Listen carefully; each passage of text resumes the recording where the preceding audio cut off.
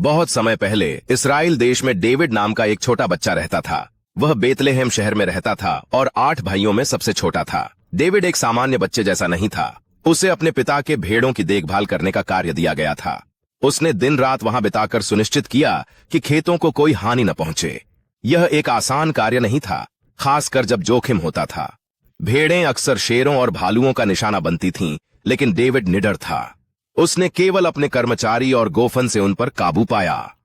अपने झुंड के बीच न होते हुए डेविड अपने हार्प को बजाकर खुश होते थे, यहां तक कि पक्षी भी उसकी मधुर धुन को सुनने रुक जाते।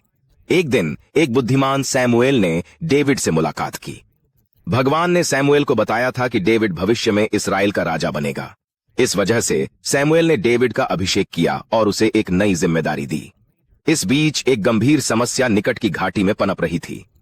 इस्राएली और उनके शत्रु फिलिस्तीनी युद्ध के लिए तैयार हो रहे थे। गोलायत फिलिस्तियों का बलशाली योद्धा था। वह भालू से ज्यादा शक्तिशाली और किसी भी इंसान से ऊंचा था। गोलायत ने इस्राएलियों को रोज चुनौती दी कि कोई उसे टक्कर दे, लेकिन वे डरे हुए थे। एक बार डेविड अपने भाइयों के लिए खाना लेकर इस्राएली सेना के पास गया। वहां उसने देखा कि सभी गोलायत से खौफ खा रहे थे। डेविड ने कहा, मैं गोलायत का सामना करूंगा। भगवान ने मुझे शेर और भालू से बचाया जब मैं भेड़ों की रखवाली करता था। वह मुझे अब भी सुरक्षित रखेगा। राजा ने डेविड को कवच पहनने का सुझाव दिया, लेकिन डेविड ने केवल कुछ पत्थरों और अपने गोफन का उपयोग करने का निर्णय लिया। डेविड ने एक पत्थर उठाया, उसे अपने गोफन में रखा और जैसे ही गोलायत आगे बढ़ा, उसे जोर से फेंका। पत्थर हवा में उड़ते हुए गोलायत के माथे पर सीधे लगा। गोलायत जमीन पर गिर गया और डेविड जीत गया।